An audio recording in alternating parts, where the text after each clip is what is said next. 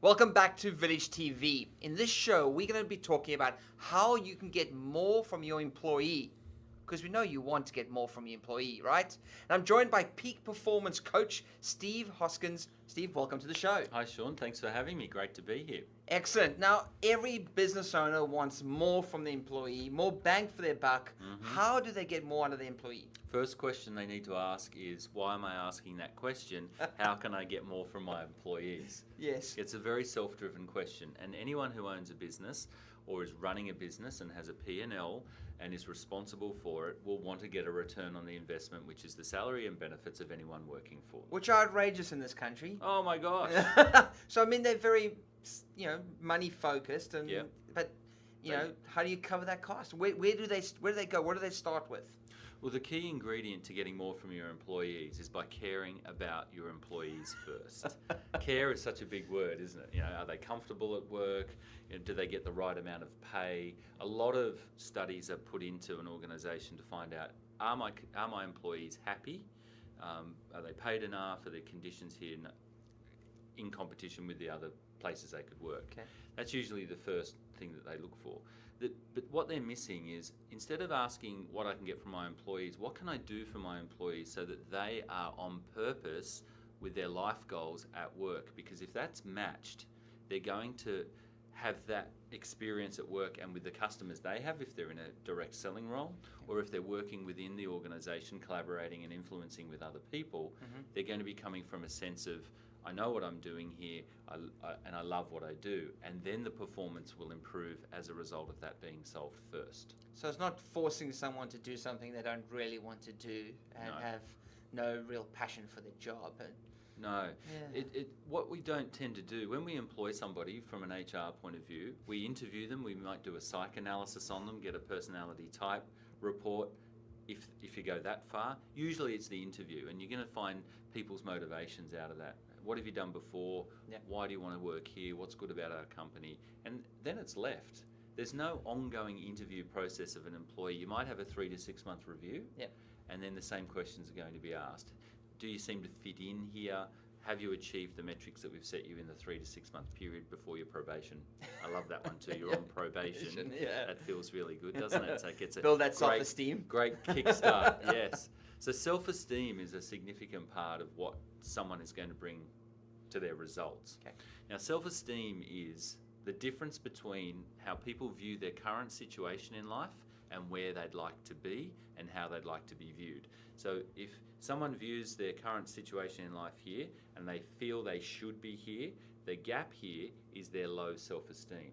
The closer that we can get to where we currently are to where we want to be, we have higher self-esteem. Okay. How does an employee feel that how does an employee's self-esteem change through their employer? Okay. The key to that is getting your employees to feel like they are on purpose with what they want to achieve to meet their future vision of their life, Okay. and reinforce that as much as possible. And oftentimes that's not through financial reward.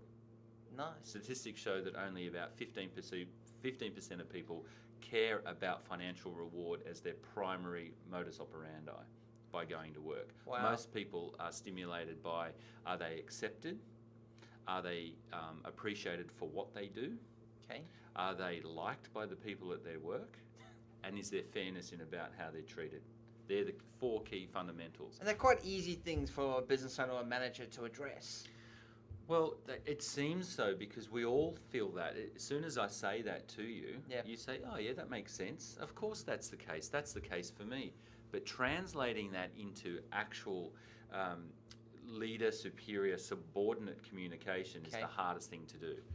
So if you can get an organisation in who can be that bridge, that conduit between where you want to get to and where you are at the moment, Okay. that's usually the best way for that to translate and allow another third Is that party. because the third party allows to have that open discussion, which often a manager and employee struggle to have? That's right. Facilitating that Okay. tends to take away all the stigmas that tend to be involved when you're talking to somebody. What's the ramification if I have a communication with my boss about how I really feel? Is he going to start to judge me, or she going to judge me on what I do on the weekends, my hobbies, my likes, my dislikes, things like that? And if you can just actually have a conversation facilitated by a third party who can sit down and say, all right, let's get this thing moving. What would you like? What do you want to expect in your organisation as a result? And you can piece it together and then move it forward. Nice. That's it. That's how you get more employees engaged in your business rather than just financial. You look at who they are, what they want out of their job, and how you can help them move forward and do things that they're passionate about. Yeah, we spoke about it in a couple of other interviews that we've had here about really connecting with your employees and people you work with. And that shows care, empathy. Empathy is a key factor, that you really do feel for the individual and that you want to help them succeed. When you feel that as an employee, you'll do anything for your organisation.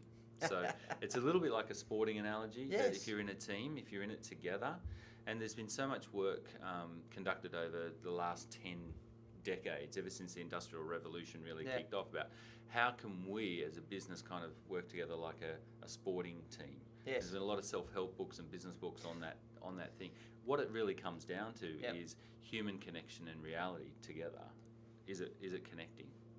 So good. I recommend you get it. Look at the Waratahs that just won the Super 15, and a lot of that the report is saying is that they sat down as a group and had good, honest conversations, and it wasn't just about the rugby, it was about all facets of their life, and they really were able to deliver on the field by having being in line and in purpose with themselves and where they were going with the coach. So interesting story as well. Look, if you want someone to drive that communication in your business, if you're looking for someone to make sure your employees are doing everything they want to do in your business, then you really should have a conversation with Steve Hoskins, who's a peak performance coach. Steve, if they want to have that conversation with you, where do they go? Best way to find us is just Google stopatnothing.com.au. That's stopatnothing, one word, .com.au. You'll find all the different programs that we can offer into your business, and we're also offering some open programs, so you can send one or two individuals along here in Sydney, and then later we're moving to the other capital cities later next year. So stopatnothing.com.au. Steve, thanks very much for joining us for these shows. You're I'm welcome. sure you will be back soon to talk about how we can get more in our workplace. So thank you very much. You're welcome. Make sure you subscribe to Village TV for more great interviews right here.